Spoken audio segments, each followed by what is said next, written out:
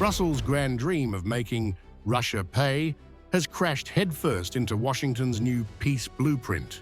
The US proposed plan, drafted with Moscow, not Europe, calls for unblocking nearly $300 billion in frozen Russian assets and turning them into US-led investment funds.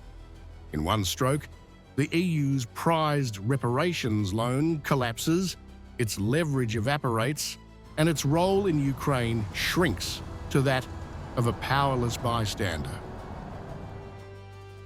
For Kyiv, the pressure is immediate. President Volodymyr Zelenskyy says Washington is forcing a deal by next week, leaving Ukraine with what he calls a choice between dignity and losing its most important ally. And with the Trump administration pushing hard, the EU's December summit plan to finalize Ukraine's 2026-27 funding now looks like political theater. This is one of the most difficult moments in our history. Currently, the pressure on Ukraine is one of the hardest. Under the US plan, $100 billion in frozen Russian assets would be invested under Washington's control, with the US pocketing half the profits.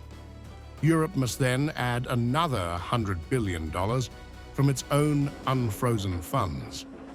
Another joint US-Russia investment vehicle would follow, effectively giving Moscow commercial rewards after starting the war. Brussels calls this intense work continuing, but the bloc looks more like a spectator watching its leverage dissolve.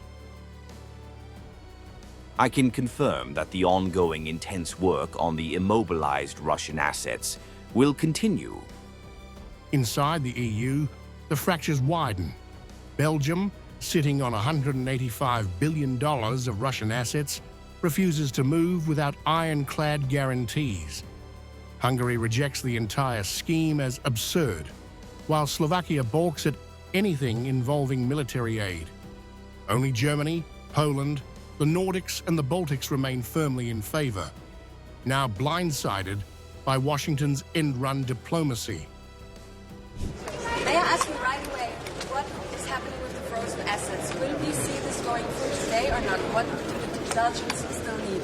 Well, I'm looking forward to the discussion on the immobilized assets, not the frozen assets. There's a big difference, the sovereign assets. There's the idea of confiscating them to give them to Ukraine.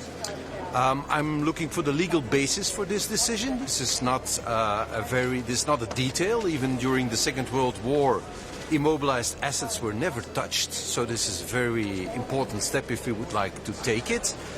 We have three demands. I want a full mutualization of the risk, because there is a big risk. We will suffer from enormous claims. So if we want to do this, we will have to do this all together. We want guarantees if the money has to be paid back. And Hungary sees the US plan as vindication, another chance to slam Brussels' mismanagement, corruption concerns, and its unwavering, costly bet on Ukraine. Europe can turn back from this dead end and unite behind President Trump's peace initiative.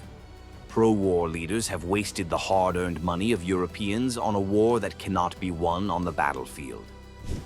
With $300 billion of frozen assets slipping from its hands, the EU now faces the humiliation of being cut out of a peace deal in its own backyard.